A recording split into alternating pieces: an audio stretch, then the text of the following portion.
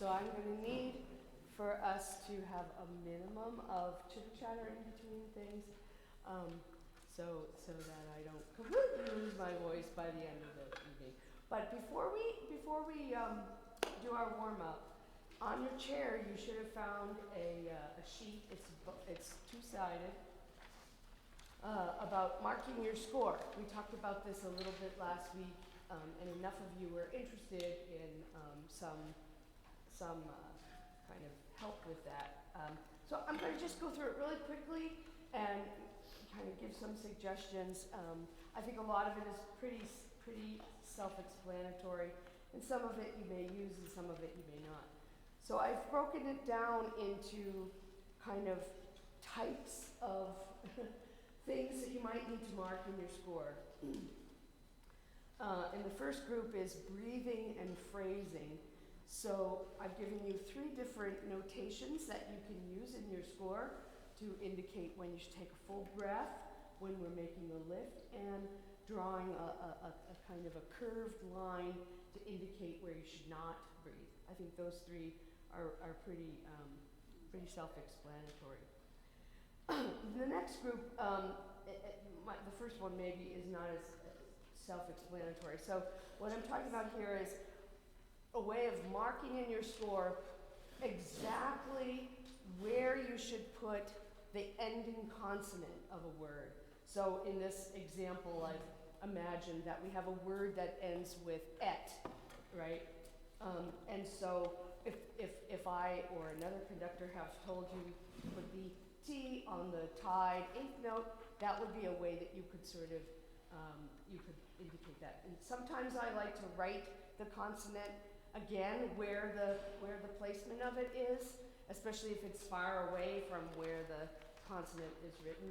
The other thing you can do if it's not too far away, some of you may already do this, circle the consonant and draw like a line to where in the music you're going to be putting that. And, you know, just to kind of back up for a quick second, the reason why I'm handing this out and I'm kind of giving this to you, not because I expect you to use every single one of these notations in your score.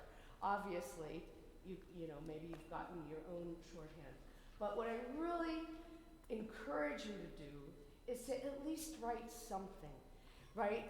As we go through an hour and a half, 2 hours of rehearsal, and there's a lot of instructions that are given, if you don't write some of those things in your score, I guarantee you are not going to remember, unless you have a totally eidetic memory. You're not going to remember all those things. So these are ways, shorthand ways, that you can write some of that information in your scores. And so how many of you are, you know, I imagine some of you are quite experienced. How many of you already regularly write all kinds of things in your score? Yeah, all right, good, so a lot of you do. How many of you, sometimes you do, but you're not quite sure how to write down what I've said? Yeah, so a couple of you. Yeah, so hopefully these notations will help you.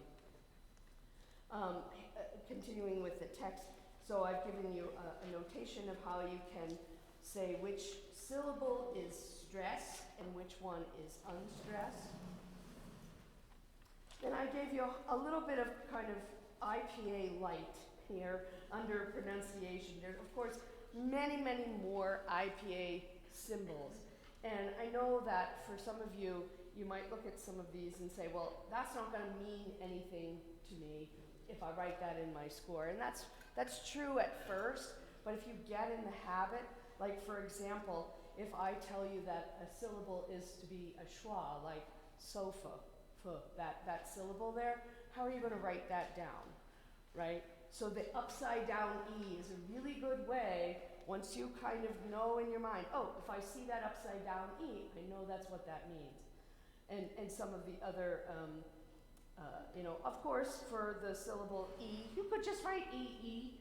That's perfectly acceptable. But another way you could do it is to just write a lowercase I, and that's differentiated by the uppercase I, which stands for the syllable I. So that's a way that you can, you know, kind of quickly do that. On the back side of the sheet, a couple of notations that have to do with kind of moving through through a phrase, either slowing down, speeding up. I like to put a little squiggly line over a place where there's a retard, especially if it's for a couple of notes or more. And similarly, if there's an accelerando, I like to put a dashed line that tells me that that's an accelerando. Of course, usually you'll see the word retard or accel in your music. You can certainly circle that, but for me it helps to see something that goes over the whole passage where that retard is happening or that accelerando is happening. In places that the arrow is for a place where maybe we're kind of, there's a direction, there's like a feeling of movement to a certain point. That's not as common as the other two, obviously. Under pitch, this is kind of what started this whole thing, because I was suggesting, especially in Why I Pity the Woman, where you have a lot of places where you might need to quickly be able to give yourself a signal about whether the distance from one note to the next is a half step or a whole step.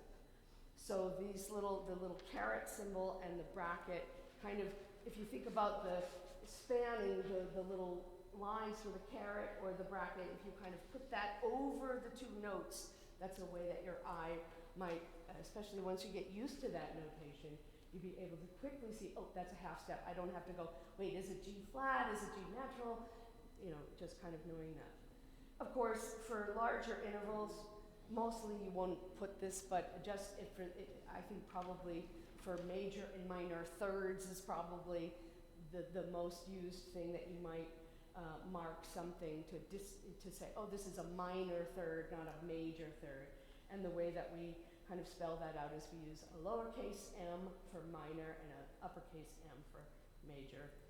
One thing that we often have, and I know a lot of you do already mark this, is when some pitch might be sagging, right? The arrow pointing up over, I know I've seen that as we hand in music, I see that all over the place, so that's always a good place. I didn't put the arrow going down because we don't tend to have as many problems with going sharp as the other way, but of course, if there was a note that we were singing too sharp, you can use the opposite.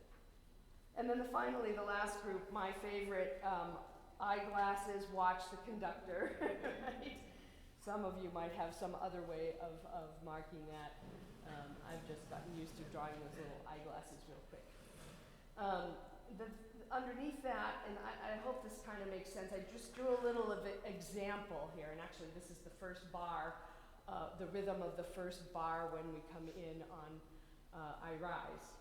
So sometimes I might say, write the counts above your music, and I'm not sure everybody always knows what I mean by that. So this is an example of what I'm talking about, where we have a quarter note, and it's tied to the first part of beat 2, so we want to write over that, and then same thing, we have a rest on the first part of beat 4, so you can kind of see what that looks like.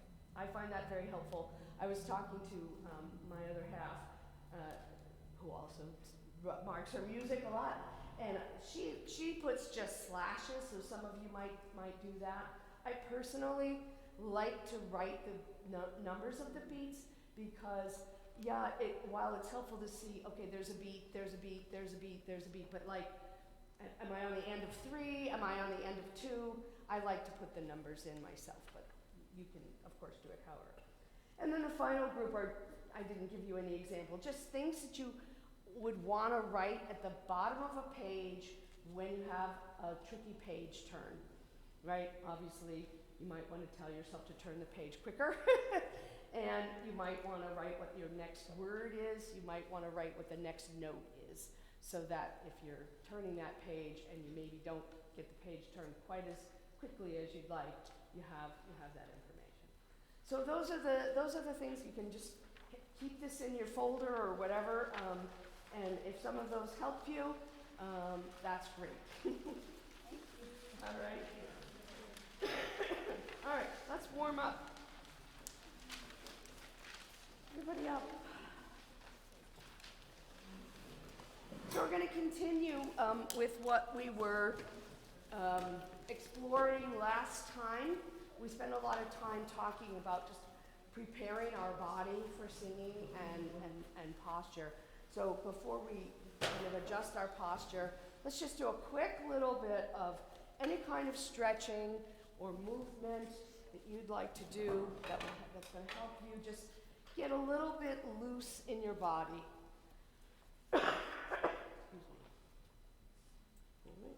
That could be stretching up, could be twisting, could be bending forward.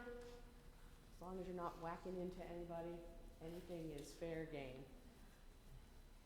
So just take about 30 more seconds to just do some kind of movement.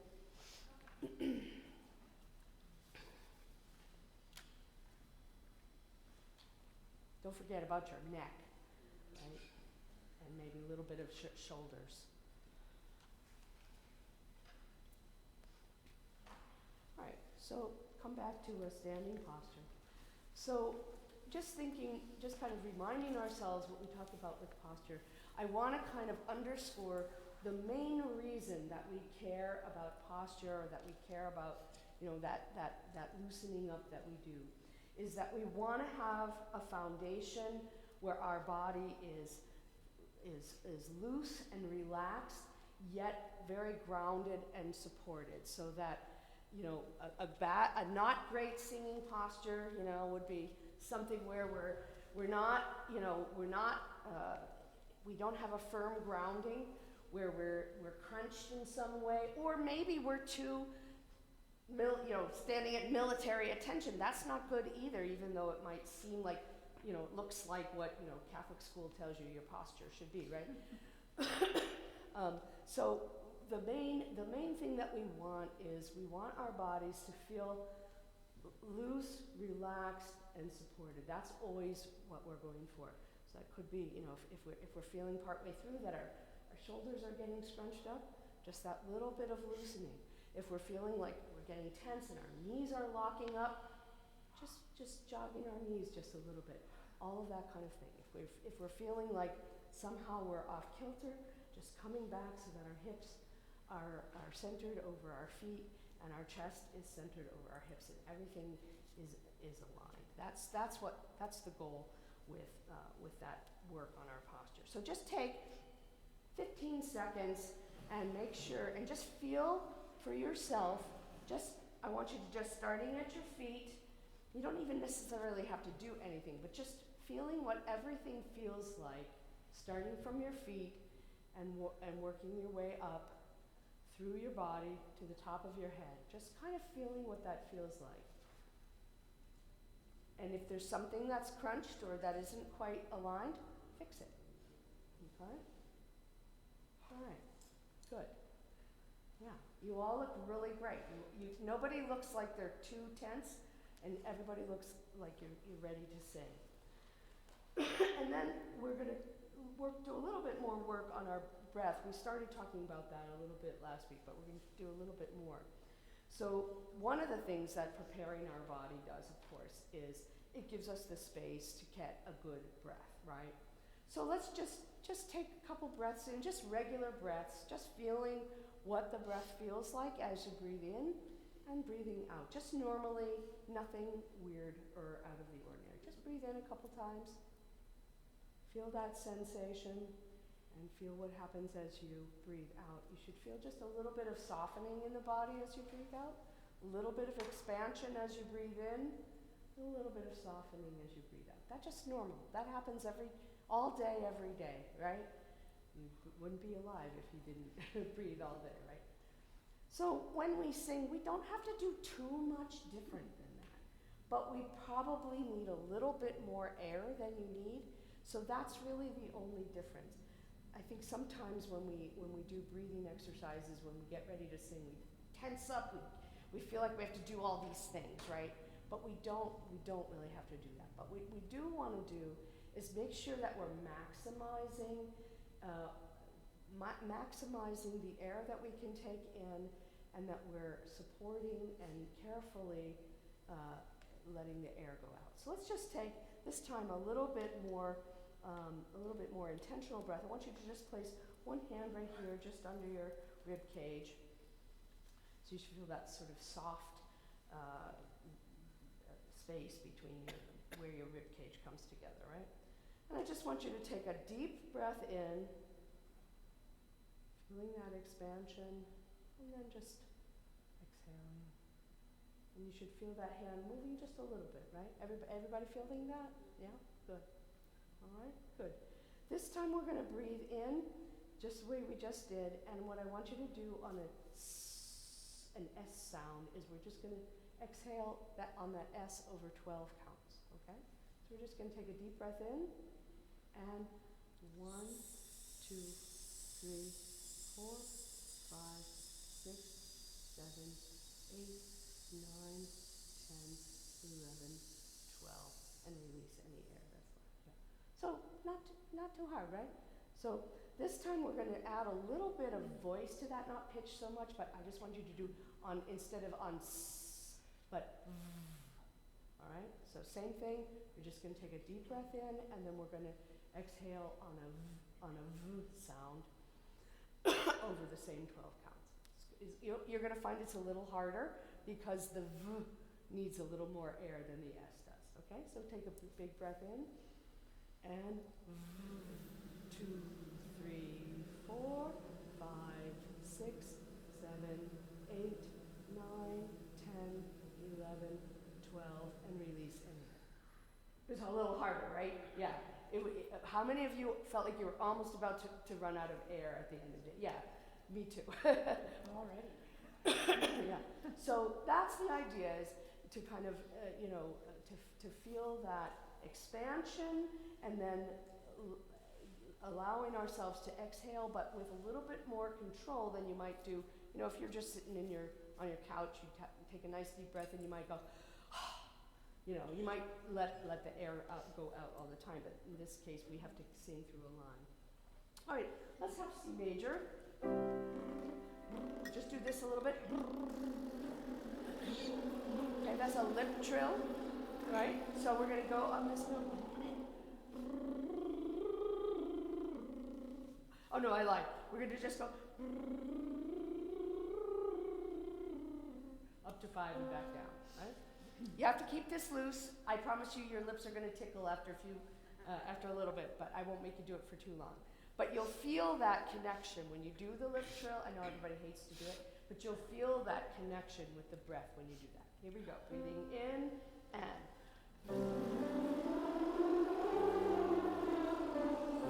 up a half step. One more.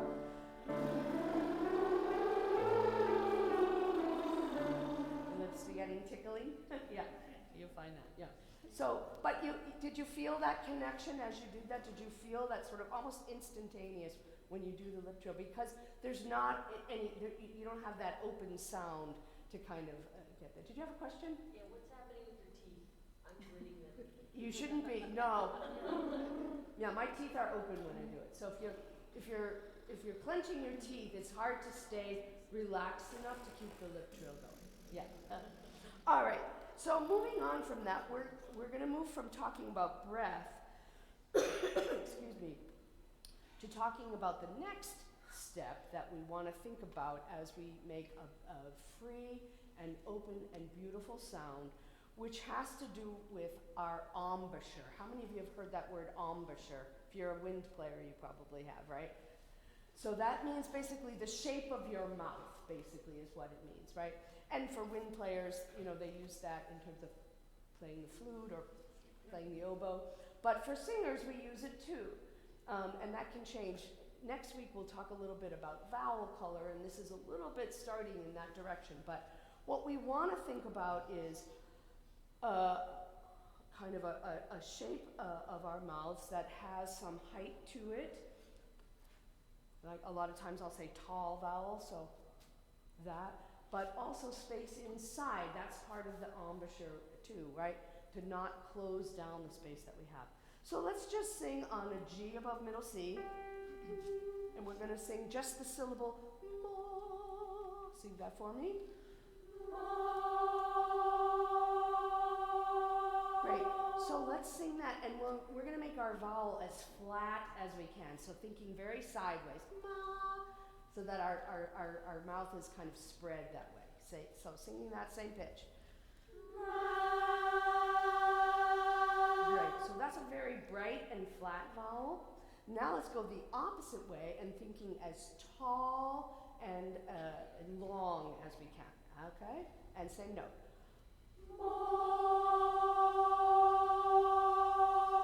Right, so what feels different? I mean, it's very different, feels very different in your face, right? Let's go back to the bright one again. And this time, what I want us to do is gradually over time shift from the flat, bright one to the tall one and see what we have to do to make that happen. So here we go again on our G, and very kind of not flat in pitch, but wide, okay? Like we're smiling, right? Now we're going to shift.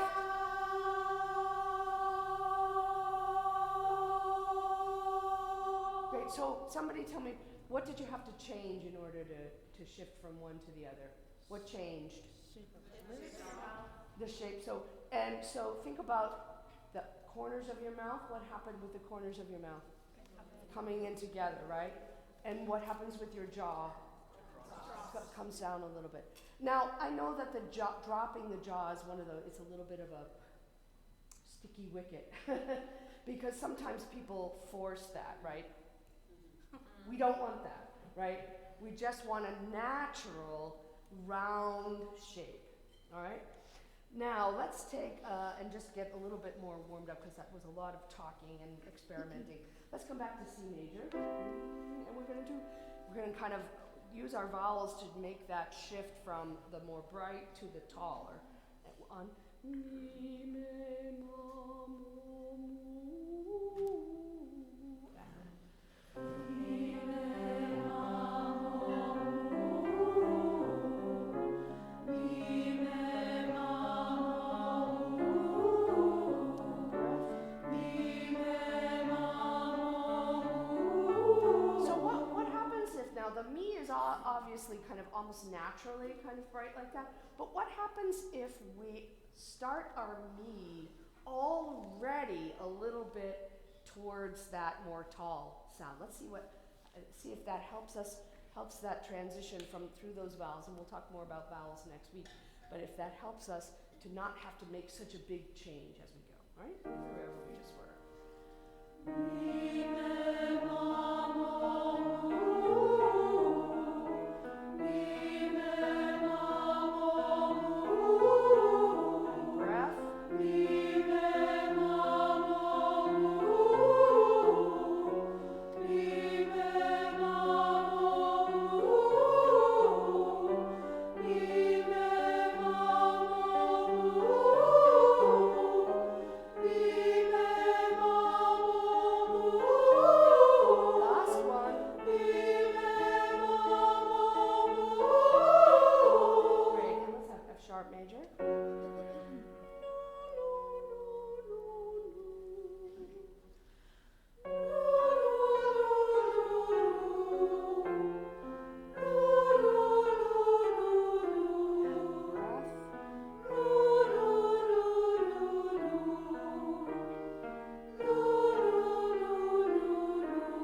Up as we go down.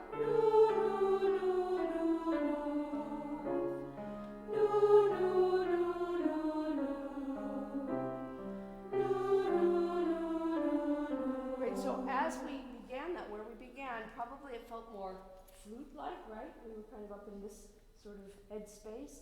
And as we get a little bit lower, what needs to happen is we need to bring that a little bit further forward in the front of our face.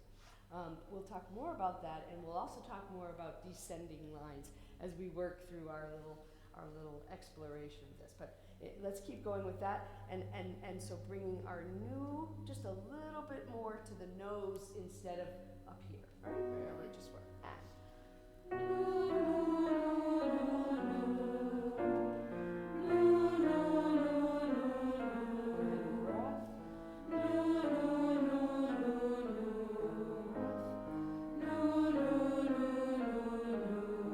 Altos, keep going. A couple more altos.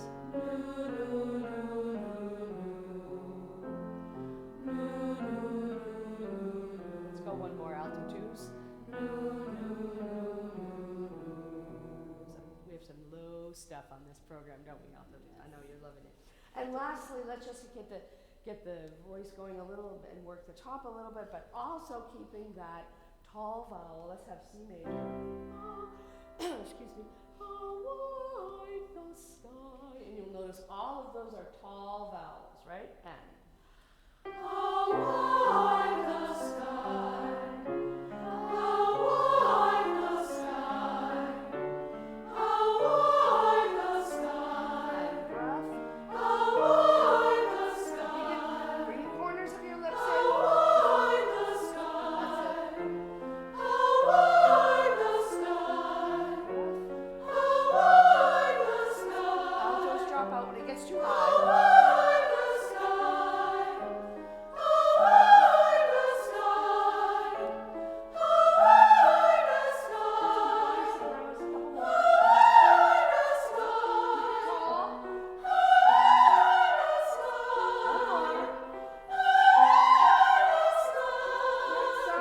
That really sounds nice and open and tall.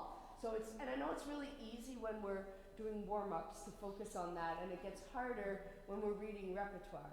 But I want us to kind of remember that sensation. That's why I had you focus on how do things feel, because that's how you're going to remember how to keep those vowel shapes or keep that support, keep that posture, is just kind of knowing what that feels like in your body. It's like if you play tennis, right? You know what that feels like to do the various movements that you do in tennis. It's the same with singing. All right, let's take a seat and take out, please, Why I Pity the Woman Who Never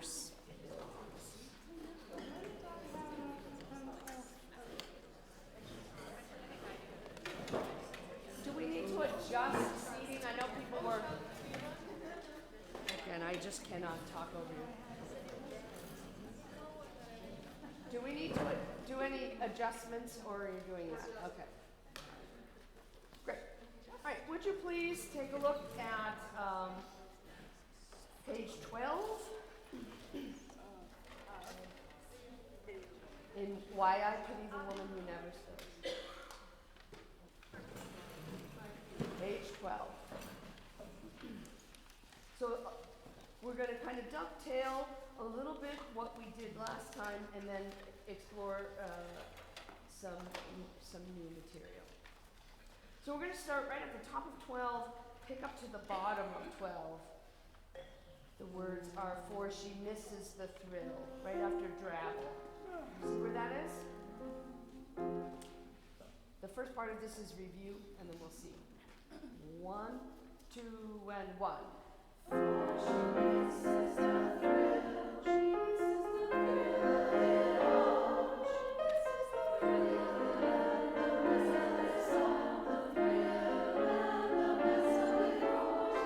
the thrill, she misses the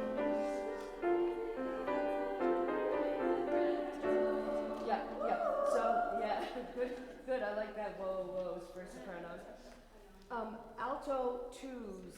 I'm missing you just a little bit at the bottom of 13. Yeah? We didn't say we top of 13 that last one. Good. All right. Let's go back and read what we just did. Back to the same place at the top of 12. Now that you're like, oh yeah, I kind of remember this. Please go ahead and sing the solos for now, each section as you have them. And 1. She misses the thrill. She misses the thrill. She misses the thrill. And the rest of the sound of the thrill. And the rest of it all. She misses the thrill. And the rest of it all. Misses it all. She misses the thrill. Yeah, good.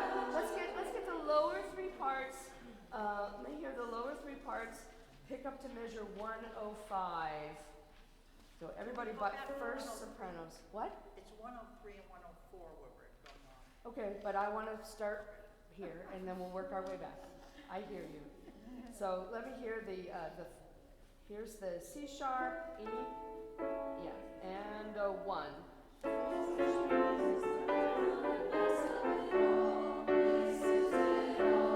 She misses the good. parts from that same place.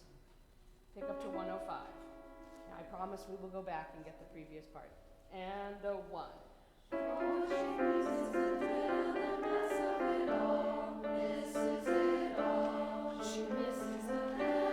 Yeah, so alto 2s be a little bit more aggressive on that. She misses the hands there because you're the only thing happening there. Can I just hear you guys from from 4 she misses, pick up to 105, and then I promise we will go back. And 1.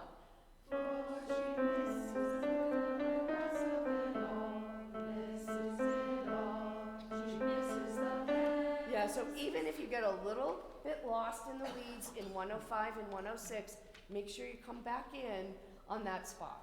All right, let's go now to, I promised that I would do the other part. So let me hear you alto 2s at 101. 1, 2.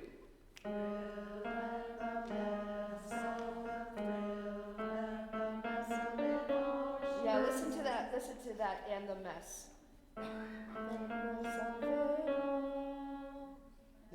Not quite what you think. All right, let's go slowly at 101. Alto 2s. 1, 2, and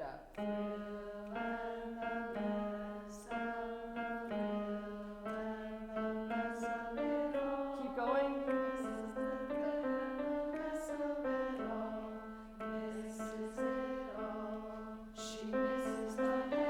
Good. All right. Let me hear alto 1s. Same place, right at 101.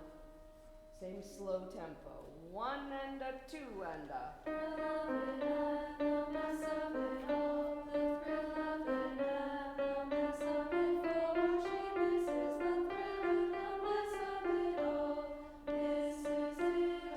Good. So both parts and sopranos have this as well. The harmony is changing. We kind of have a repeating pattern for the first 2 bars of that, but in the second half of 103, that's where the harmony is changing. So you gotta, if it were me, I would draw those little eyeglasses. In that case, it doesn't mean watch the conductor. It means just, oops, something's different that I have to pay attention to.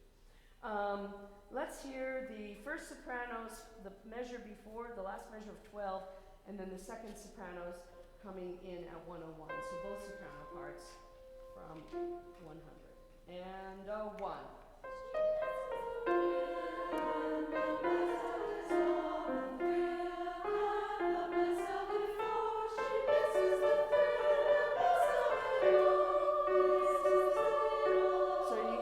Altos, their part also changes harmony there. Let's do everybody from that first soprano bit there, the solo at the last measure. And 1.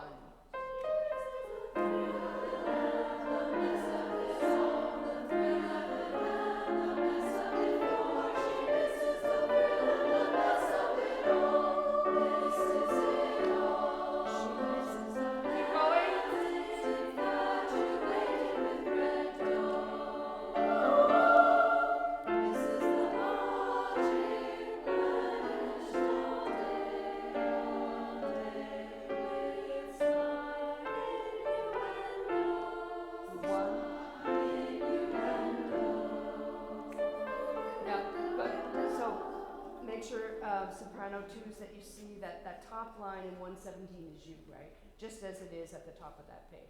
So this is the part that's new. Last time we stopped at whoa, whoa.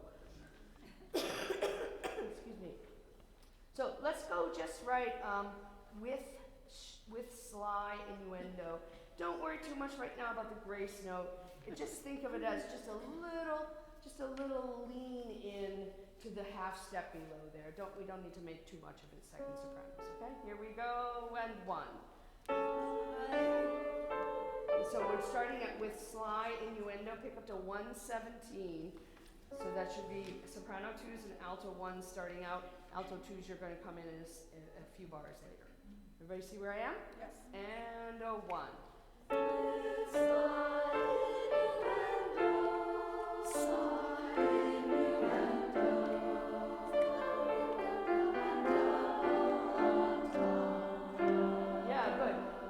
So, and then alto 2s, you have the same little figure that the soprano 2s have.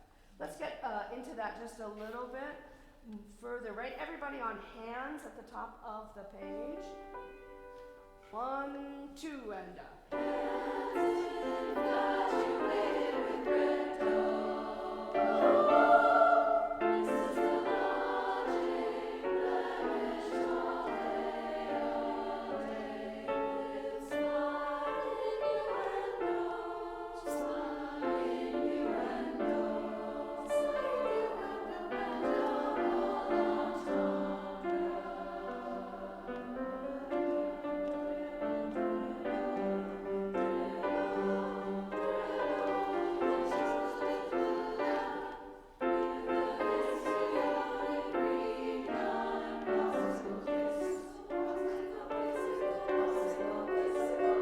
good. So the key here is when you're reading something new, especially in here, you're not sure of the notes. What do? You just give up and close your book, right? No. You keep the rhythm. You keep the text in the rhythm going there. That's a good spot. All right. Let's back up a little bit. Let me hear just the S2s and A1s at the top of 15. Last, where you have dribble and dribble. Suggestively, I don't know what that means. So this is just those two parts. The other parts, wait, don't come in yet. And 1.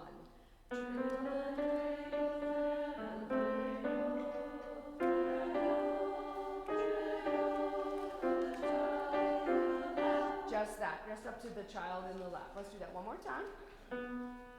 1, 2, 3.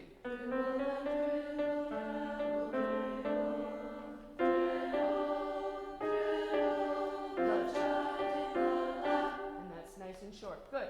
And you see the little instruction she gives, really a lot of P there. Lap. Lots of P there. All right, let's hear what the soprano ones are doing at 124. 25 rather. 1, 2, and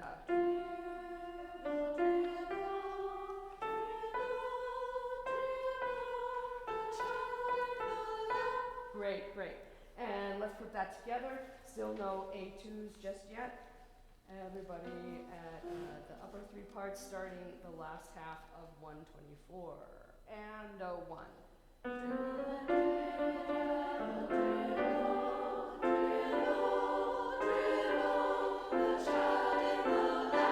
Very good, very good. Now, alto 2s rather. Let's start a little bit before that because you've got that long note that you're going to be holding before you start moving. So alto 2s, we're going to start at pick up to 122, the double entendre part there. Okay, 1, 2. 1, 2, 2, 2, 3.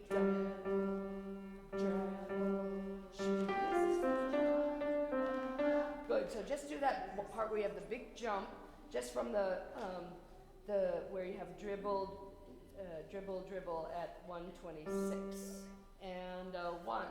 Dribble, dribble. She misses the child. Let's take just she misses very slowly.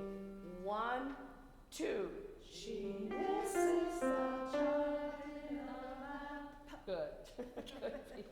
All right, so your challenge, alto 2s, is because those dribbles come against everybody else's dribbles.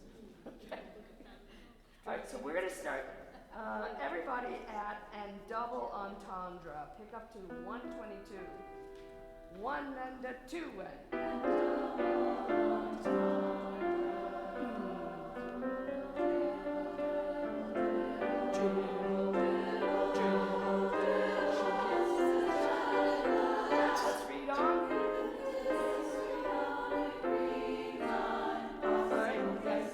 popsicle stuff in just a second. Just do with the histrionic green line. Here's your pitches once again slowly. And 1. With the histrionic green line. Great. Good, good, good. Let's take them to the soprano 2s and alto 1s again, starting right at popsicles. 133. 1, 2, and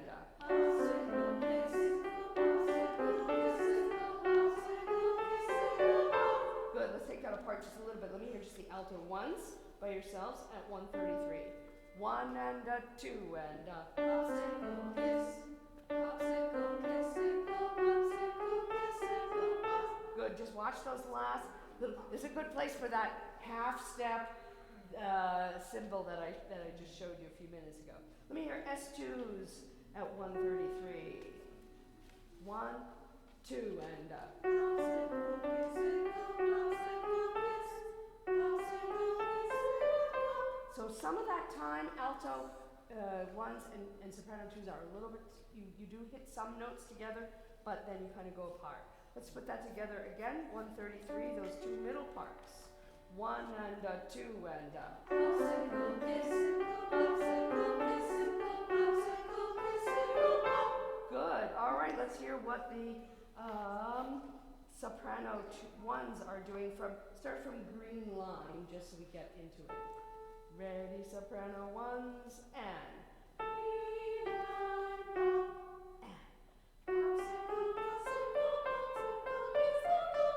good, let's just do the 134 and beyond that, just a little teeny bit under the tempo. 1 and a 2 and a.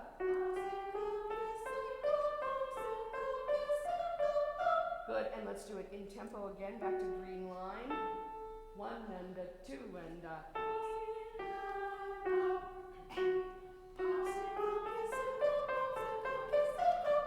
Alright, let's see if we can put the upper three parts together, starting from green line. Alto twos, start at least thinking about what your text is there written. Okay, here we go. Green line, 1, 2 and a. Green line, popsicle kissicle, popsicle kissicle, popsicle kissicle. All right, and now let's hear what the alto twos are doing, starting at green line. 1, 2. Green line, popsicle kiss, pop. Popsicle kissicle, pop. Just those last two bars, just slowly. 1 and a 2 and a. Popsicle kissicle, pop. So you got to think about going from the A that you ended on, down here, back up to the dom, to the D, right? And you've got a little bit of time to do it, but not a lot of time. So here we go once again, alto twos at green line. 1, 2 and a. Green line, popsicle kiss, pop. Popsicle kissicle, pop. All right, let's see if we can get everybody. Let's go back a little bit. Let's go all the way back to pick up to 125, the previous page, and see if we can go all the way up to that pop.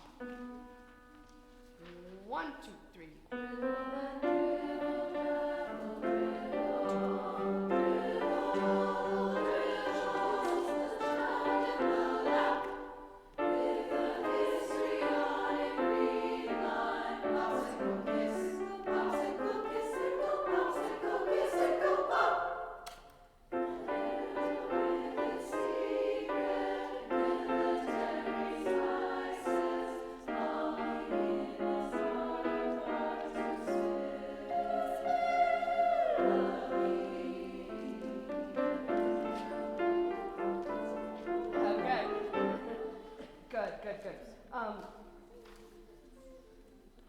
Good job on that glissando soprano ones. Let me hear, let's see, where do we go? A little bit right from, let's just go from Heart of Heart, right at 142. Everybody?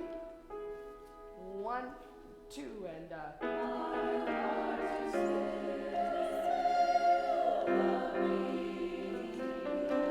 yeah, good. So we just need that alto one part. Can I hear you? Alto ones right on Heart of Heart. And then I want to make sure that we hear that I pity there, that they have by yourself. 1, 2, and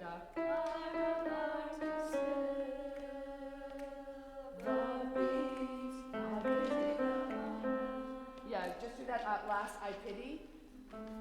1, 2, and 1. I pity the moment. So there's a place where it's a page turn. I would for sure write what my next note is in that space there, right? So that's, yeah. Okay, let's go back with everybody at Heart of Heart. 1 and 2 and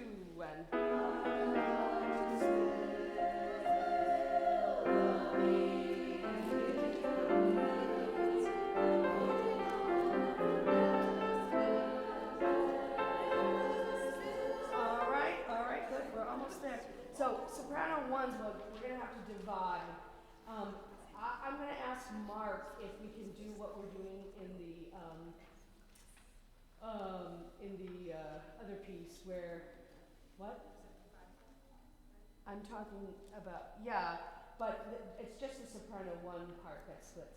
So since we have two groups, each of whom have soprano ones, I think it would probably make sense for their group to sing one part and for you guys to sing the other one. That way each group doesn't have to split in two. But I don't know which part that is.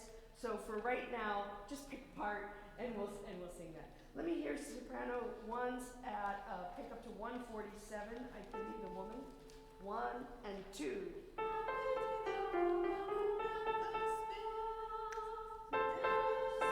So you have 1 never spills. It's a little funky rhythm. Let's just speak that from I pity. 1 and 2 and I pity the woman who never spills, never spills. And then you keep going. She misses the right, and then right onto the mangoes there. Let's sing that soprano ones. Just pick a part, and then I'll tell you next time which one we're doing. 1 and 2.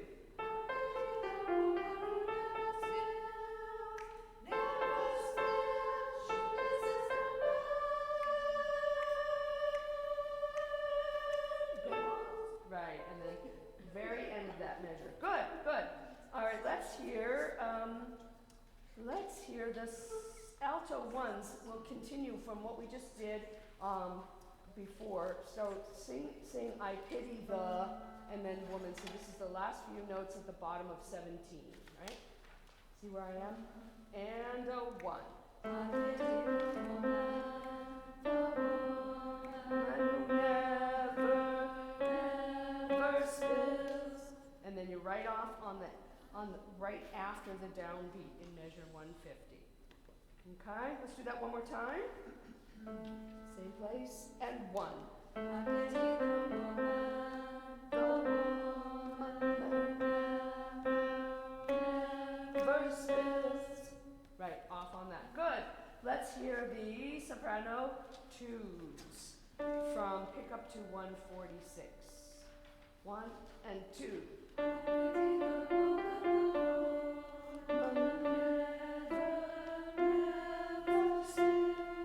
And off. Good. Put that all those 3 parts together, and then alto 2s will do you separately because you're so often doing something different than the other parts. So everybody except the alto 2s from the second half of measure 145, bottom of 17, and 1.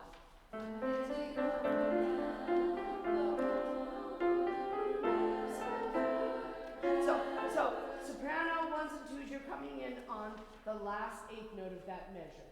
The alto 1s are going to sing I pity the, and then you come in on I. You see where that is? Okay? We'll try that again. Here we go, and 1. I pity the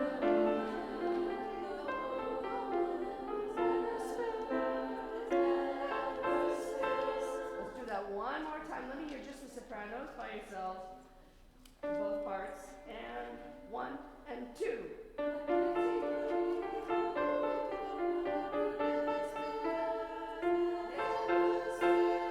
Great.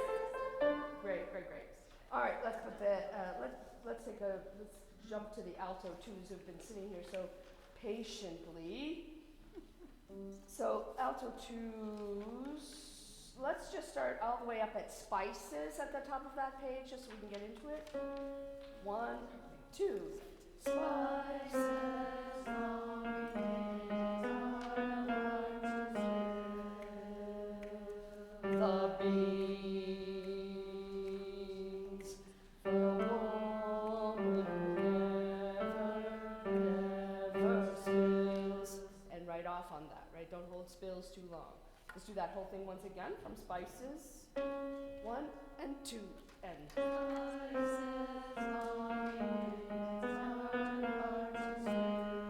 spell the bee, I pity eyes. The woman never spins.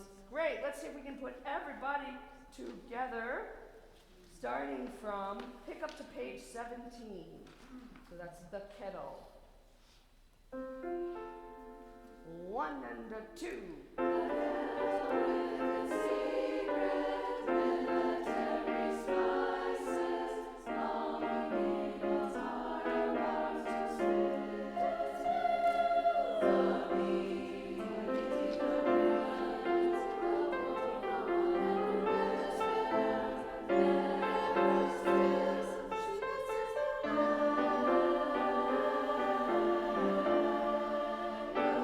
Good, and we'll stop there. Okay, that's a lot of good work. We're at least finally more than halfway through the piece.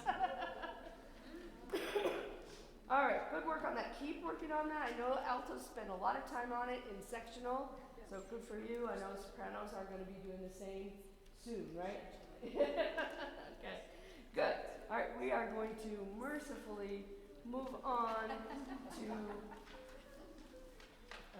I Rise, movement 3.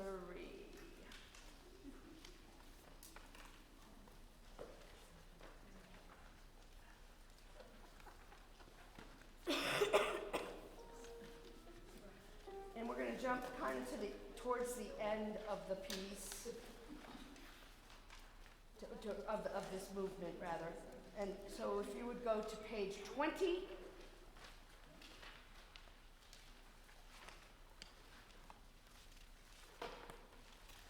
And find letter H at the bottom of the page.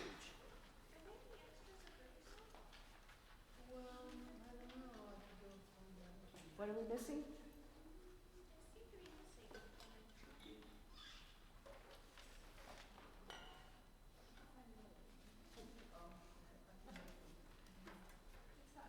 You're missing this movement, Tara? What's that? Are you missing this movement, Yeah, movement 3? Yeah, I don't know where. Sure for now. But I can look on. Okay. Yeah. You can also print it out on the study page if anybody has mislaid their piece, their copy. Or I'm gonna get spilled. Oh dear. I'm tired of this coffee. On the way to sectional or something. Oh no.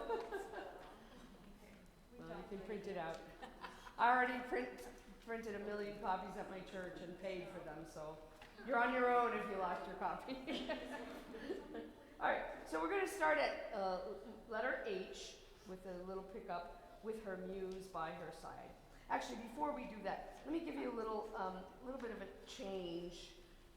It's not really much of a change, but in the next, right after letter H, the last measure of that page and the top of the next page, there's some commas that are missing in the way that the text was printed under the music. So, so there's after the word, in the last measure of that page, her voice. There's a little bit of a lift. Her voice, comma, uplifted, comma, her voice, and then a lift before heard. So there's a lot of little lifts in that. We don't want to just splay through her voice uplifted, her voice heard. That's what we don't want. We want her voice uplifted, her voice heard. So with those kind of little bit of phrase markings in there. Yes, Maddie? For altos, should we add a comma after the uplifted that goes into that measure as well? Yeah, any place where it's her voice. I think I see one. It's just small. Her voice uplifted. Oh, I see. You mean on the beginning of that measure? Yeah, there should be a comma there. Just the commas just somehow disappeared from the music. If you look back at the poem at the front, the commas are there. So her voice, comma, uplifted, heard, whatever the rest of it is there. So what that means about how you're going to phrase that is, going back to our little cheat sheet that we talked about, you could put a little hatch mark or a little apostrophe after wherever those commas are. the other thing I've done in my score is I've drawn a slur, a curved line over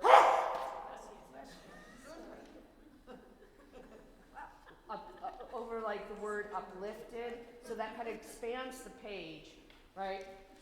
Uplifted, and then the end of that, and then another slur over her voice, and then a little comma there. So that's how you might mark that up to see where that's going to be. Comma at the A or at the, because it's at the E. The voice word is at E, but then there's three more notes. Yeah, I mean, right. We're not going to breathe in the middle of the word voice. Okay. The way that they write music is they put the comma with the word, not if the word goes on and on and on, you don't put the comma at the after the line. Yeah.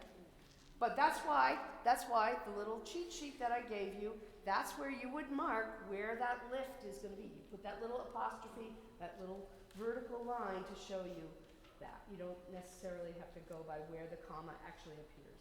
All right, we're getting into the weeds on this. Let's sing. I pick up to H. 1, 2, 3.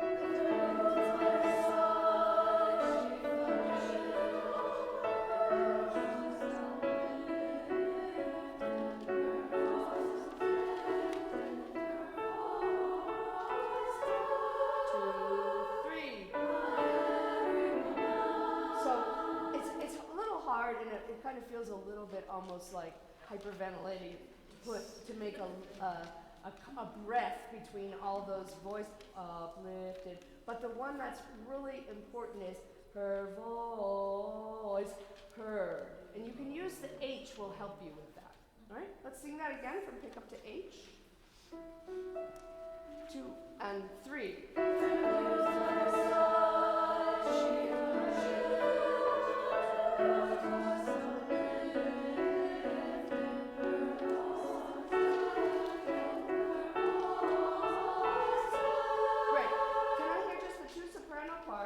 Last measure, bottom of that page. And 1.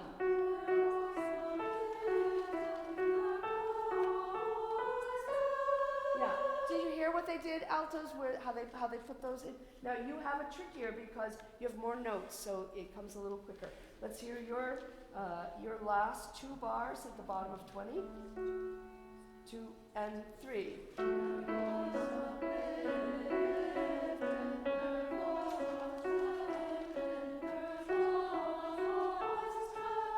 Yeah, we're just getting a little bit ted her voice, uplifted her voice. We're just getting a little bit lost in the repetition of words. Let's do that one more time. Altos pick up to the last 2 bars. 2 and 3.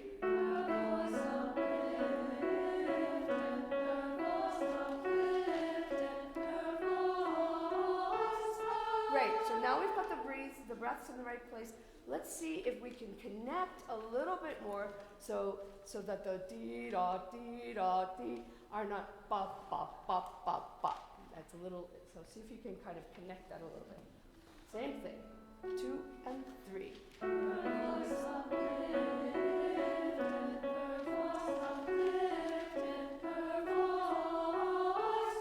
Much better, much better. So we want it to feel almost like wings or something, that rather than, stomping. All right, sopranos, let me hear you do the same thing. Your last bar of 20, and then we'll put it all together. And 1.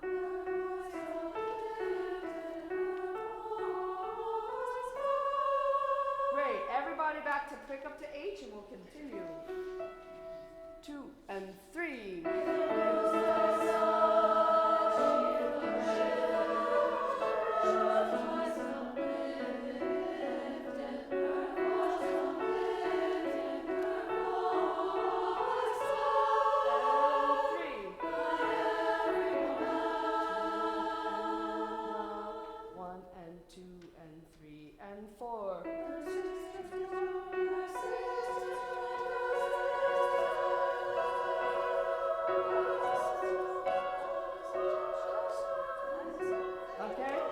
Remember this a little bit. Let's just speak through this from 62.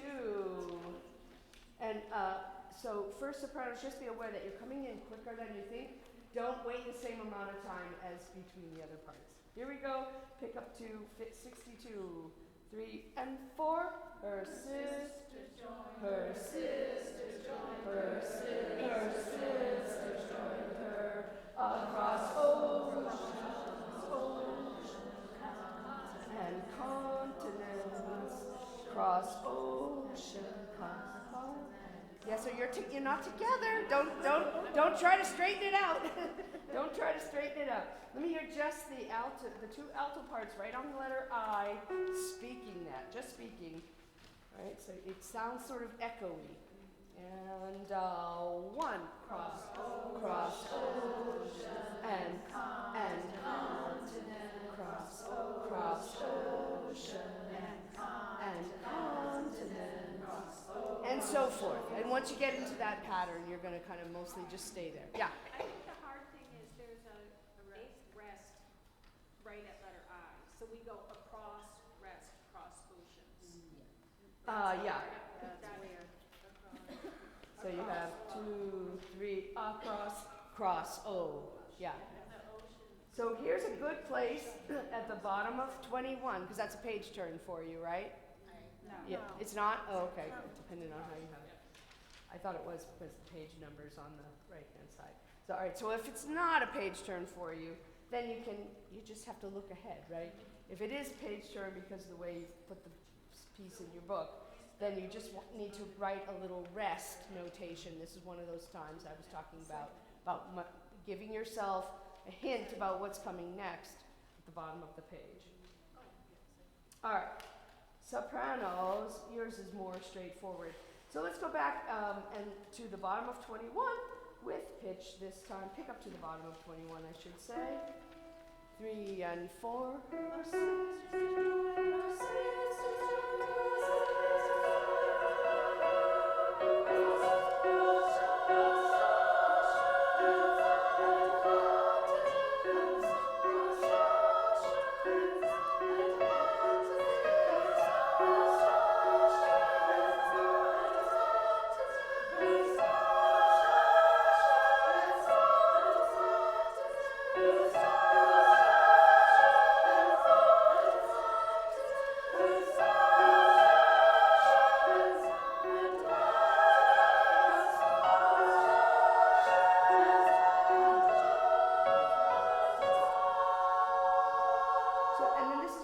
Fortissimo all the way to the end. You see there's a fortissimo indication at I, and it never backs off from that. So it's going to stay fortissimo.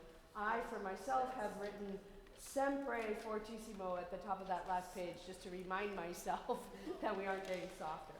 We're having a hard time leading up to that. Yeah. So similarly to what I tell the sopranos when they have a high note, so we're going to get a good breath. I would not want to see anybody singing this last passage like this. That's not going to help you, right? Or like this. Right? So you're going to sit up, you're going to put some height in your body. You're going to take a big breath. You're going to not worry so much about the cross O, although the O is a nice open vowel.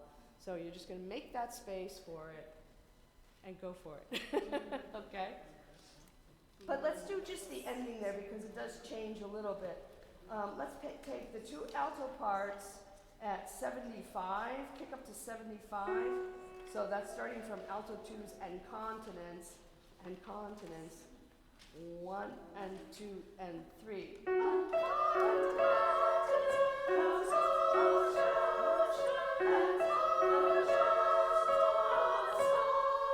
So let's listen alto 2s to that last 2 bars with the pickup.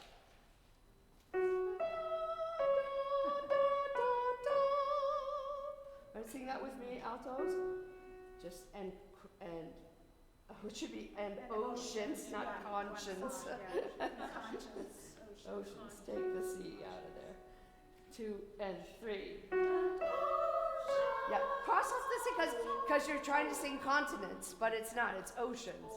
Is oceans is cross, and oceans one song. Because otherwise there'd be no more notes if we had to sing continents in there. Not enough notes, but it's oceans. 2 and 3. And oceans one song. So just circle that, because I think what's going to happen is you go for 2 pages singing the same thing, and then you forget how you get out of that. So just make sure you circle that. All right, let's back up one more time. Let's go all the way back to H. Pick up to H. With her muse. 2 and 3.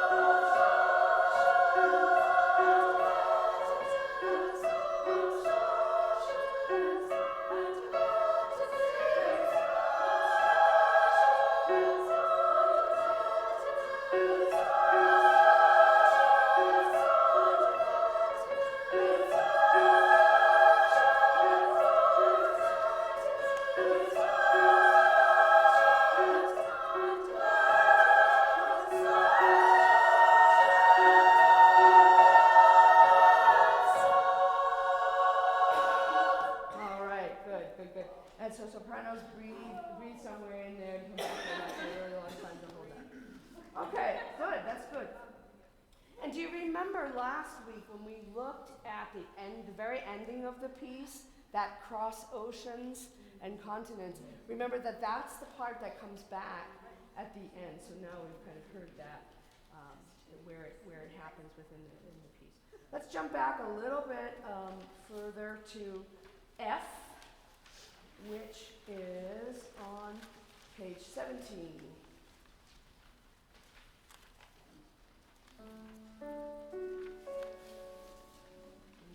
Three and 4 and 1.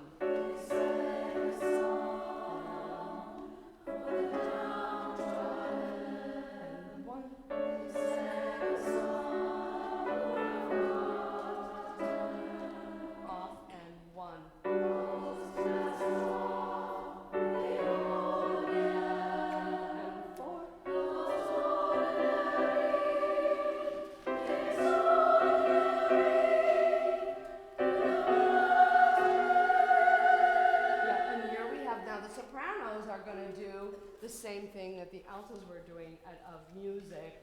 You have that same sequence. Good. All right. And lastly, let's go back. Actually, there was one little thing there. Just be careful at 39. They sang a song, The Forgotten. That comes on the and of what beat? See if you had written 1, 2, and you know that, right?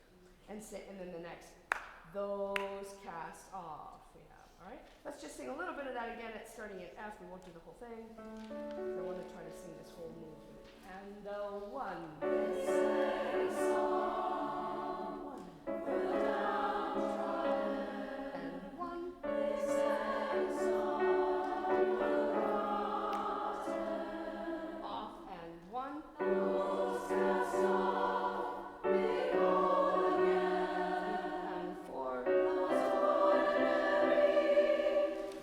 Extraordinary. Good. All right, let's back up a little further to.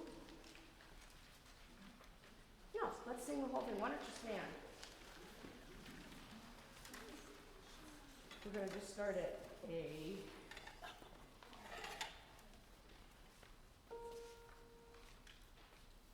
One and 2 and 3.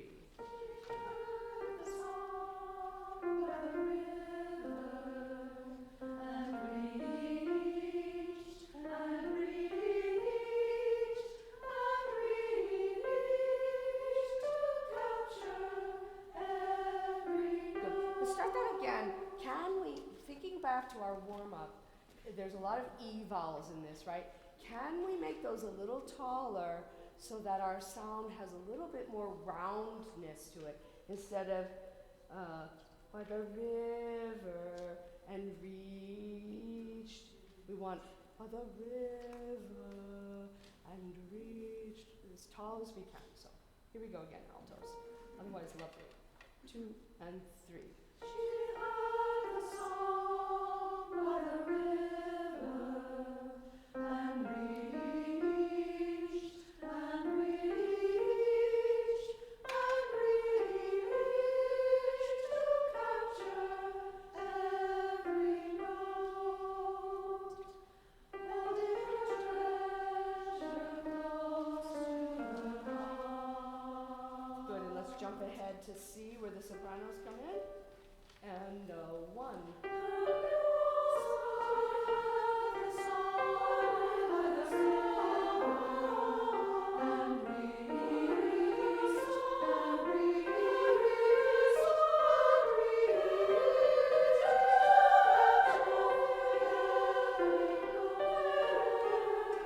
A flat.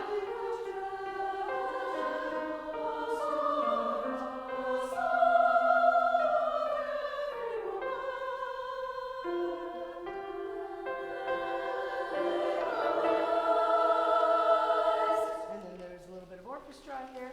Then we jump ahead to F and 1. They sang a song.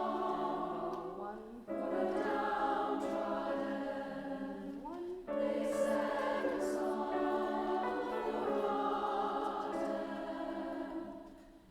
Those cast off, behold again. Those ordinary, extraordinary,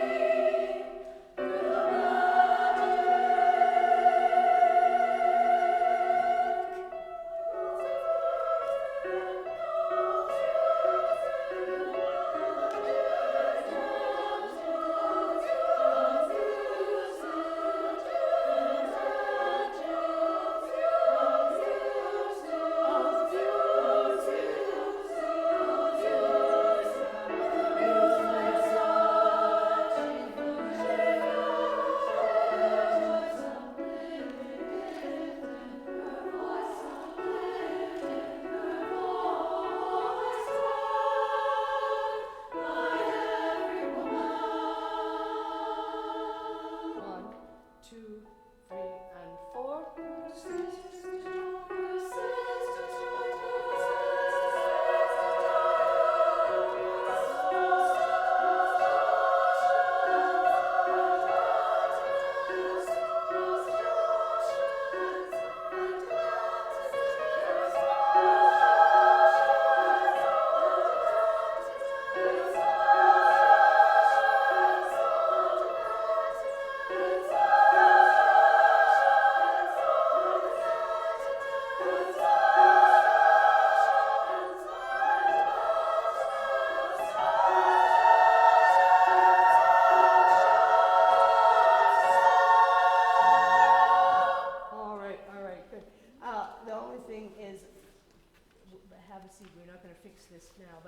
altos, be careful on page 19 and 20, at the bottom, starting at the bottom of 19 and 20. We ended up together, right? And I think alto twos, it was you who gravitated to the alto ones. So hold to your own there, okay? All right, that's good work on that. A reminder that next week we will be just working on S-mail, all 5 movements.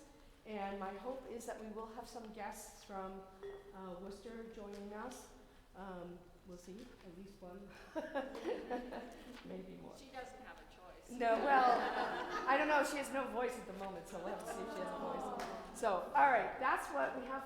It's now time for our break. Do we have stuff? I'm going to go ahead and turn this off.